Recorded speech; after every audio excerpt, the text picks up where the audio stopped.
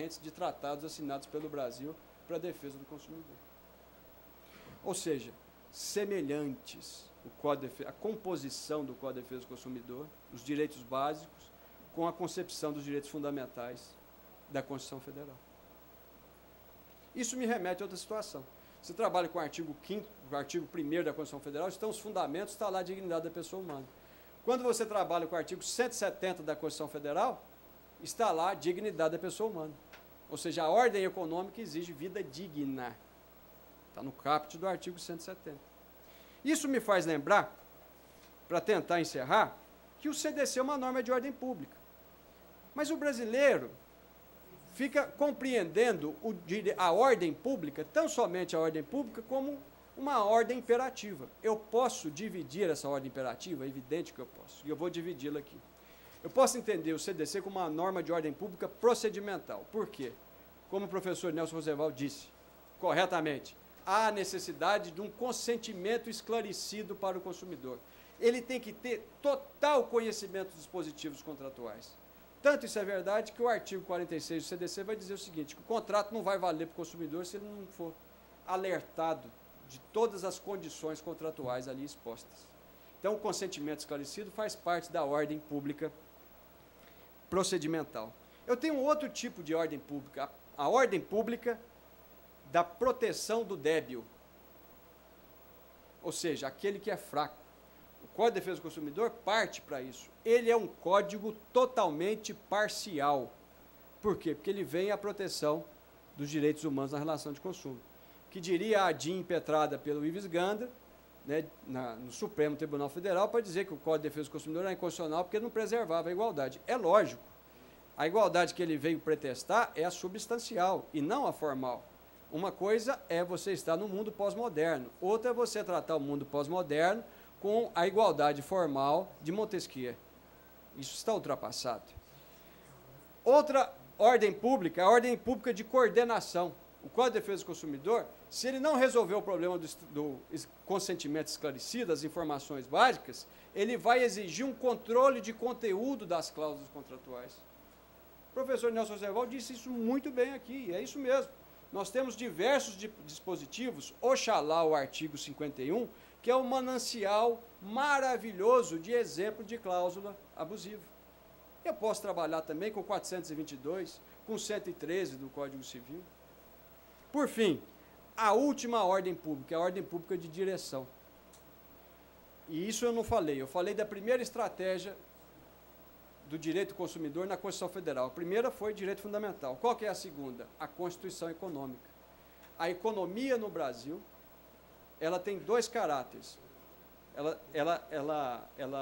A economia do Brasil, ela exige, a ordem econômica, melhor dizendo, ela exige muitos princípios. Eles estão elencados lá no artigo 170. Dentre eles, a livre concorrência, o direito do consumidor, o meio ambiente, a função social da propriedade e a defesa das pequenas empresas. E por que que é assim? Quando eu tenho uma ordem econômica, como a do artigo 170, ela é de direção. Então, ela conforma a economia no Brasil. Conforma.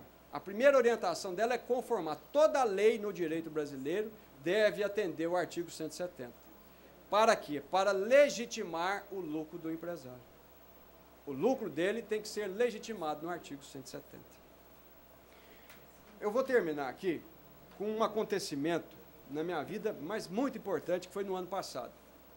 A minha criação, os senhores sabem melhor que eu sou mineiro, caipira, lá de Uberlândia, não saio da minha terra de maneira alguma.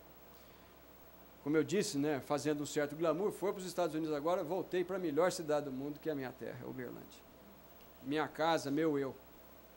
Mas lá, eu sempre, na minha vida, eu sempre atendo o consumidor. Não importa se coletivo ou individual, atendo o individual, porque eu acredito no CDC como uma norma de proteção ao direito fundamental. Me chegou um cidadão que é do Rio de Janeiro, pessoa alegre e tal, chegou com o filho dele, falando, ó, eu sei que o senhor ajuiza ação para defesa de consumidor com plano de saúde, e eu tenho câncer. Você é meu filho mais velho, ele sabe, mas o meu caçula, ele além de não saber, parece que ele está ansioso em descobrir isso. Eu, para amenizar aquela conversa, eu falei, ó, o senhor é do Rio de Janeiro?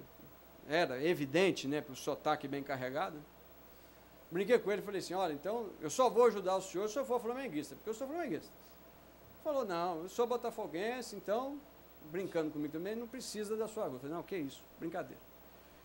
Chamei para a audiência, eu faço uma audiência de conciliação com o plano de saúde, e lá eu abro o procedimento do PROCON. Eu até sei o que a junta vai fazer.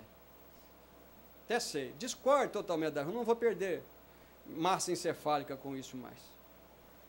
Mas eu instauro o processo no PROCON para aplicação de multa. Eu acho um absurdo um plano de saúde ter cláusula abusiva e eu sou lá promotor de justiça que vinha servir a pessoa, eu não estou servindo. Deixar a pessoa na loucura dos advogados e do judiciário é ele perder a demanda. Eu não vou fazer isso. Então, eu instauro o processo do PROCON. E a Unimed, lá em Uberlândia, ela está escolada comigo. Ela anda na sombra, pisa em ovos comigo.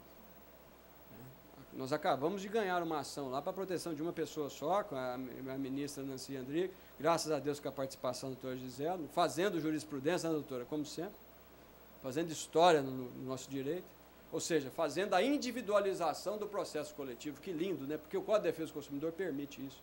Basta ler direito. Mas tisnei a Unimed, falei, e ainda vou ajuizar a ação. Eu não vou deixar esse menino sem pai. Mas não deu outra. A Unimed fez acordo, deu todo o tratamento oncológico para ele. Na inauguração da sede do MP, depois da festa, do Converscote, no outro dia eu chego numa dor de cabeça, sei lá por quê. Lembra, né?